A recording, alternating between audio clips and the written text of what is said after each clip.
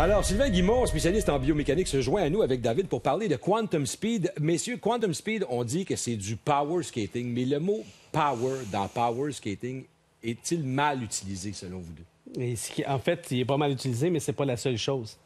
Le power skating, c'est une partie. Le power, dans ce qui est patiné, avoir de la puissance, ce qui est force et rapidité, les deux mais ensemble, c'est une seule chose d'un power skating. Mais l'ensemble du power skating, c'est beaucoup plus que ça. En fait, c'est plutôt les habiletés. Et Quantum Speed, c'est ce qu'un peu ça résume. C'est pas seulement, et de loin, la puissance, mais surtout l'habileté sur patin. Parce que dans un match de hockey, tu n'as pas juste à patiner rapidement. Il faut que tu changes de direction, il faut que tu sois rapide, il faut que tu sois agile. Il faut que tu sois capable de changer de direction rapidement comme Mario faisait à l'époque. On va regarder tout de suite une première capsule que vous avez tournée ce matin. Ce matin, il y en a deux, on regarde la première. Et regardez bien cette jeune femme-là patiner, c'est toute beauté. OK. Le premier exercice qu'on fait, on appelle ça les zigzags. C'est un exercice pour se réchauffer. Ce qu'on cherche à voir, c'est une séquence de rotation. C'est-à-dire que quand le gars arrête, on veut qu'il tourne la tête, le haut de corps et le bâton. Ce qui fait en sorte que le corps va toujours suivre les yeux. Alors, on est dans une position un petit peu plus athlétique pour partir de l'autre côté. Et c'est aussi une manière d'enseigner un patron avant d'enseigner une réaction. Le deuxième exercice qu'on fait est basé sur le développement à long terme des athlètes.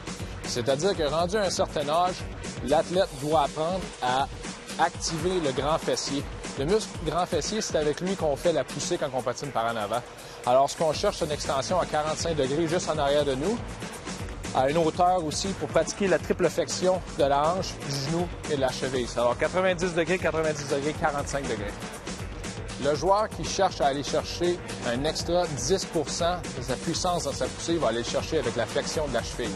Alors, c'est un mouvement qu'on pratique du talon jusqu'aux orteils. Et si le joueur est capable d'exécuter ça à la fin de sa poussée, il va aller chercher un autre 10 Ce qui est important, par exemple, c'est de garder la cheville toujours dans le même axe de la jambe et non une rotation de gauche à droite, mais de haut en bas. Alors, David, Jeff Skinner des Hurricanes de la Caroline a fait longtemps du patinage artistique. À quel niveau est-il avantagé, justement, sur le patinage? Parce que c'est un excellent patineur, Skinner. Oui, c'est un excellent patineur. Il a même été médaillé aux championnats nationaux dans les novices. Ouais, je crois qu'il y a il y a beaucoup de parallèles qu'on peut faire entre les deux sports, mais il y a énormément de différences. On le voit d'ailleurs, Jeff Skinner. Il y a les joueurs de hockey, évidemment, c'est des athlètes extrêmement puissants. Nous, on est un petit peu plus agiles. Et puis, tu sais, quand on fait un programme long qui est fait au mois de juillet, il est bâti pour qu'il soit excellent au mois de mars, puis on va le répéter jusqu'à temps qu'il soit parfait. Tandis que le hockey, c'est un jeu de réaction. Tu peux pas vraiment dicter comment l'adversaire va jouer. Donc, il faut que tu réagisses, il faut que tu sois agile. Alors, moi, ce que je trouve, depuis que j'ai commencé à travailler avec Quantum Speed, c'est que, oui, les joueurs sont puissants, mais côté agilité, il y a une lacune, là. Ça manque beaucoup. Ils n'ont pas conscience, Jeff Skinner peut-être, parce qu'il a fait du patinage artistique, ils n'ont pas conscience où est-ce que leur corps peut être dans l'espace comme tel. Okay. La proprioception est moins forte. Puis aussi, le patin, il faut dire qu'il s'est divisé en 3 parties. L'avant du patin, le centre et l'arrière. Et dans des parties bien précises, plus on utilise une petite partie de la lame, plus on est puissant. Donc, la partie qui explique à la fin, où on a vraiment un whip à la fin, là, un coup de fouet de la cheville, c'est extrêmement important. Michel, tu joues au baseball, c'est comme lancer, mais pas balayer avec son poignet à la fin. OK. Alors, on va regarder tout de suite la deuxième capsule, la deuxième série de capsules. Il y a plusieurs manières de créer de la vitesse. La première manière, évidemment, c'est avec la poussée arrière, mais c'est aussi en utilisant la jambe libre, celle avec laquelle on vient de pousser, et emmener le genou par en avant le plus vite possible, en utilisant la hanche. Et c'est comme ça qu'on va créer du momentum et couvrir la glace, évidemment, un petit peu plus vite.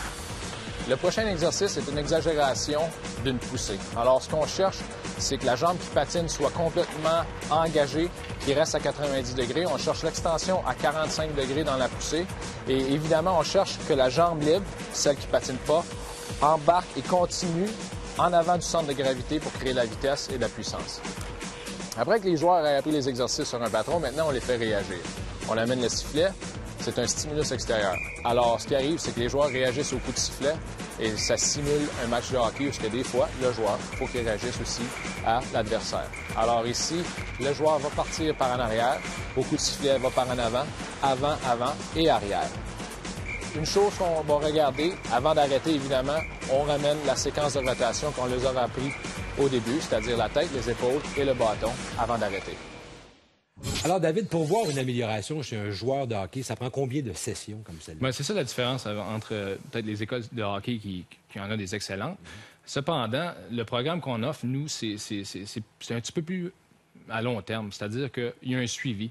Alors, c'est en 3 mois, c'est 4 jours par mois, puis parce que pour nous, quand tu donnes des informations aux joueurs, ça prend un certain temps avant que le cerveau puis le corps l'intègrent. Alors, c'est certain que moi, quand je vais enseigner des 6 mètres de patinage artistique, puis je lui donne plein d'informations, je me dis toujours, s'ils retournent chez eux avec une chose qu'ils ont tenue, bien, j'ai fait ma job.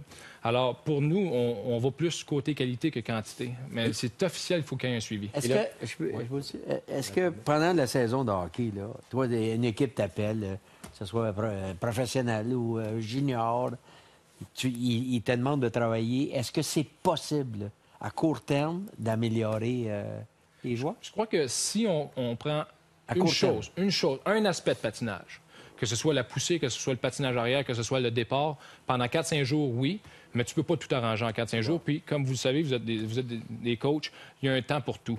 Alors moi, j'encouragerais les joueurs, c'est plus printemps, c'est plus été où ce que tu fais, la job. Puis, durant la saison, c'est un peu plus compliqué. Merci beaucoup, messieurs. On fait une pause. L'Impact dispute son premier match demain en MLS. Messieurs, votre première fois, vous autres, c'était quand? Après la pause. 15 ans.